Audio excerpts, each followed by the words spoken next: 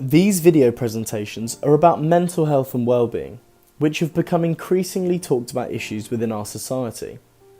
In a recent survey, the Mental Health Foundation found that 74% of adults in the UK have been so stressed at some point over the last year that they felt overwhelmed or unable to cope. That's almost 3/4 of the population that are experiencing levels of stress so high that they feel unable to manage. The point being that if you are feeling this way, and I'm feeling this way, and the majority of the population is feeling this way, then it questions whether mental health and well-being can be just an individual problem attributed solely to personal characteristics or internal factors. Instead, it seems likely that if such a large proportion of the population are affected, then mental health and well-being could be related to broader issues, suggesting that the individual is only part of this bigger picture. To give this idea some clarity, the developmental psychologist Brothenbrenner, that's him there behind the tree, used the terms micro, meso, macro and chrono to explain that people must be understood in context and not as isolated individuals. Here, micro refers to the individual and their immediate personal environment. Meso describes interactions at relational levels, including schools and workplaces. Macro regards large, overarching structures and patterns of ideas or norms in society. And chrono involves changes that take place over time. This ecological model highlights the idea that people can be influenced at wider levels within their environment, and future episodes will build on this idea by discussing how factors like economic issues relating to poverty and inequality, business and political ideology, such as capitalism and neoliberalism, and the media affect our mental health and well-being. This rebalances a purely individualistic focus and suggests that larger, external factors could also play a role in our well-being. Yet, in society, we are often too focused on the role and responsibility of the individual with regards to their mental health and well-being. This micro approach is mirrored in psychology, particularly within the field of clinical psychology. For example, cognitive behavioural therapy, or CBT, is one of the leading evidence-based treatment models used in the UK and can be effective in helping individuals presenting with mental health issues. However, in its classic formulation, CBT primarily views people's negative automatic thoughts as the reason for their distress and changing those as the key to their recovery. However, such an argument could be seen to divorce people from their context, as it attributes both the issue and apparent solution to internal factors, their thoughts. A more critical argument might even suggest that such an approach holds the individual responsible and essentially blames them, albeit unintentionally, for their problems.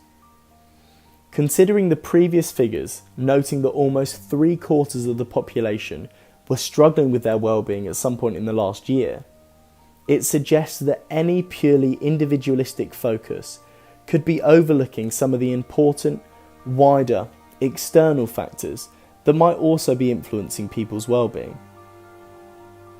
The problem with this way of thinking is that if wider factors are relevant to people's mental health and well-being, then it's unlikely that any individualistic approach will change the external conditions that could give rise to their distress. This is because individually focused interventions aim to treat those already showing signs of mental health issues, rather than preventing these problems from manifesting in the first place. This is referred to as favouring ameliorative action at the expense of a more transformative approach. Amelioration refers to the improvement of symptoms without addressing their root cause, whereas transformation aims to change the source of the problem and therefore reduce or prevent the occurrence of the issue. The swamp analogy from the field of public health provides a good example of these terms. In dealing with malaria, medication can be given to help treat those with the disease, but individual cases will continue to occur. An example of ameliorative action. Yet, in draining the swamps, it destroys the mosquitoes' breeding grounds and thus prevents further people from becoming infected. Transformative change. Transformation usually occurs at a community or societal level rather than within the individual alone. Therefore, the individualistic approach taken towards mental health is unlikely to change or arguably even acknowledge the possible wider external influences on our well-being, as these are not the focus of the current interventions. Now, this is a critique that dates back over 50 years to the emergence of community psychology. Community psychology is an alternative approach to mainstream individual-centred clinical psychology that aims to promote positive well-being, whilst also integrating its wider economic, social and political influences. Although a valuable proposal, community psychology has been said to lack critical scrutiny of how itself can, without meaning to, reproduce or align to some of the problematic assumptions seen in mainstream psychology. This has led to the development of a new stream of community psychology, critical community psychology, which, as the name suggests, takes a more radical stance not only towards society and the conditions that are said to influence well-being, but also on how its own practice might reinforce these social conditions that it intends to challenge. Critical community psychology also suggests practical, transformative ways towards social change. For instance, the field advocates critical consciousness raising. The term critical consciousness, or conscientization, was originally coined by the Brazilian philosopher and educator Paulo Freire in the 1970s, and describes how people learn to critically analyse their social conditions and act to change them. Put simply then, critical consciousness is made up of two key components: critical reflection and critical action. Critical reflection refers to an analysis of society and its inequities. For example, an understanding of the economic, social and political factors that can influence and constrain our well-being.